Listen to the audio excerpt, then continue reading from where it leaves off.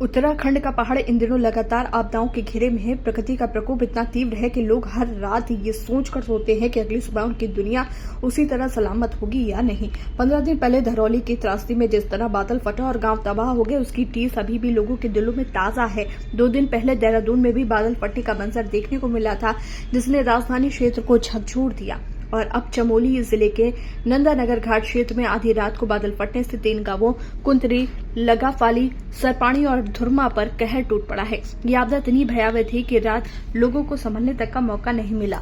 अचानक आए मलबे और पानी के सैलाब ने देखते ही देखते गांवों को अपने आगोश में ले लिया। प्रशासन की शुरुआती रिपोर्ट में बताया गया कि कुल 12 लोग अब तक लापता हैं, जबकि 32 घर पूरी तरह या आंशिक रूप से मलबे में दब चुके हैं। कुंतरी लगाफाली गांव सबसे ज्यादा प्रभावित हुआ है, जहां कई घर ध्वस्त हो गए हैं। यहां से 8 लोग लापता हैं और 3 घायल बताए जा रहे हैं। धुरमा गांव में भी स्थिति गंभीर है, 2 लोग लापता हैं और कई घर मलबे में दबे पड़े हैं।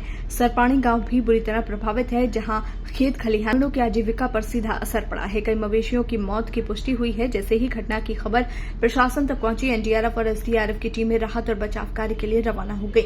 मौके पर पहुंचकर दलों ने मलबा हटाना शुरू कर दिया और लापता लोगों की तलाश तेज कर दी।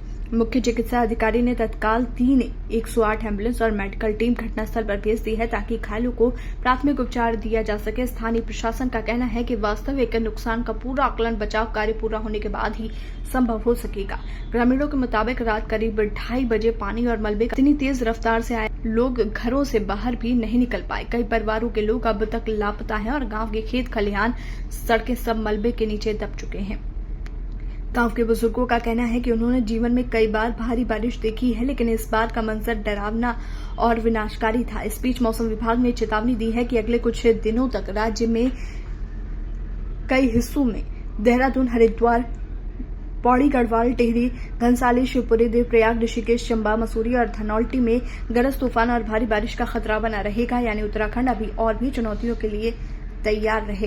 ये सिलसिला सिर्फ कुदरत की बेरुखी भर नहीं है। धरौली, देहरादून और अब चमोली की त्रासदी बताती है कि उत्तराखंड जैसे संवेदनशील पहाड़ी राज्य में मौसम का जरा सा असंतुलन भी मौत और तबाही का सबब बन जाता है।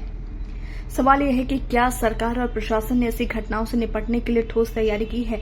आपदा प्रबंधन के नाम पर योजनाएं तो कागजों पर बनती हैं, लेकिन जब आपदा आती है तो गांवों तक समय पर चेतावनी तक नहीं पहुंच पाती। बार बार बादल फटने और फ्लैश फ्लड की घटनाएं ये भी संकेत देती हैं कि पहाड़ की नाजुक पारिस्थितिकी लगातार बिगड़ रही है। अनियंत्रित निर्माण, जंगलों की कटाई और नदी नालों में अतिक्रमण जैसी मानवीय गतिविधियों ने प्रकृति के संतुलन को बिगाड़ दिया है। नतीजा ये है कि पहाड़ अब हर बारिश के साथ खतरे का घर बनते जा रहे हैं। लोगों की पीड़ा यही नहीं है कि उनका घर उजड़ रहा है, बल्कि ये भी है कि भविष्य की कोई गारंटी नहीं है। हर नया बादल मानो मौत का संदेश लेकर आ रहा है। सवाल ये है कि क्या सरकार अब इसे सिर्फ प्राकृतिक आपदा मानकर आगे बढ़ जाएगी, या फिर इस घटना को गंभीर चेतावनी मानकर ठोस पर्यावरणीय और आपदा प्रबंधन की नीति पर अमल करेगी। यह आपदा केवल 3 गांवों की त्रासदी नहीं है, बल्कि एक चेतावनी है कि अगर हमने प्रकृति के साथ अपने रिश्ते को सुधारने की कोशिश नहीं की, तो आने वाले सालों में पूरा उत्तराखंड आपदाओं के स्थायी खतरे में बदल सकता है।